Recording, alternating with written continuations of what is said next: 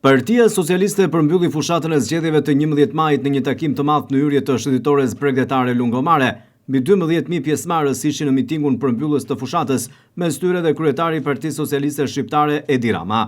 Në fjalën e tij përpara të pranishmëve, drejtuesi politik i Partisë Socialiste në qarkun e Vlorës, Bledi Çuçi, tha se përkraja e madhe e qytetarëve në këtë fushat ishte për të mbështetur fuqishëm Partinë Socialiste, e cila vetëm në qarkun e Vlorës ka akorduar në investime 1.3 miliard euro.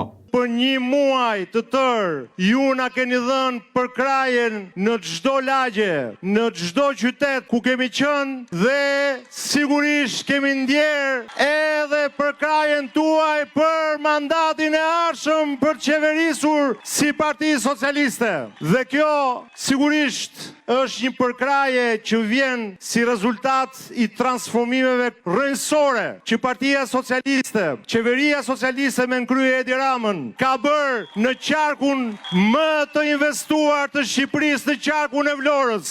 1.3 miliard euro janë investuar në këtë qark për ta transformuar në destinacionin më të rëndësishëm të Shqipërisë turistik dhe nga më të rëndësishmit në Mesdhe. Kryeministri Edi Rama tha se mandati 4 për Partinë Socialiste nuk është thjesht që kjo forcë politike të udhëheq, por edhe për faktin se këto zgjedhje janë një takim me historinë. Kryesocialisti theksoi se Partia Socialiste kërkon një fuqi të re për të përmbushur me sukses rrugëtimin evropian të vendit. Nuk është një përpjekje për 71 mandatet që i duhen Partisë Socialiste për të qeverisur e vetme në një mandat 4. Kjo është shumë më tepër se kaq. Sepse këto zgjedhje janë shumë më tepër se kaq. Këto zgjedhje janë shumë më tepër se sa infrastruktura, janë shumë më tepër se sa aeroporti, janë shumë më tepër se sa portet turistike, janë shumë më tepër se sa zhvillimi i mëtejshëm i komuniteteve, janë shumë më tepër se sa investimet që pa diskutim ne do t'i bëjmë. Këto zgjedhje janë një takim me historinë në kuptimin më të vërtet fjalës. Dhe Vlora nuk duhet dhe unë kam shumë besim që nuk do të mungoj në këtë takim me historinë. Vlora unë kam shumë besim që do t'i qaset 11 majit më e bashkuar se asnjëherë, duke i kapërcyer hendeqet e përgjithshme të shqiptarëve që janë hendeqe politike, që janë hendeqe krajnore, që janë hendeqe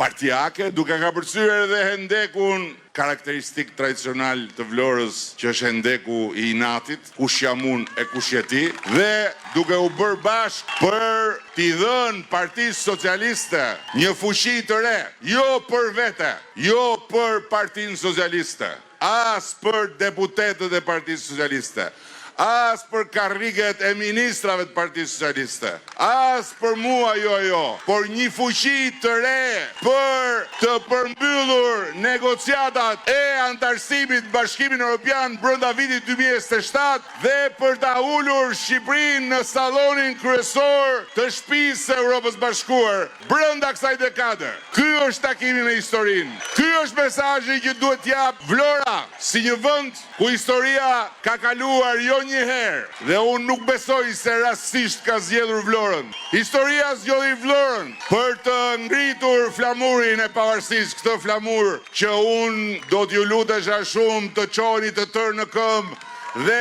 ta valvisni gjithashtu e gjithë Shqipëria. Kryetari i Partisë Socialiste Shqiptare Edi Rama ju referua misionit drejt Bashkimit Evropian që njerëzit të ngrihen mbi veten për të mos lejuar fatin që të ikë nga dora.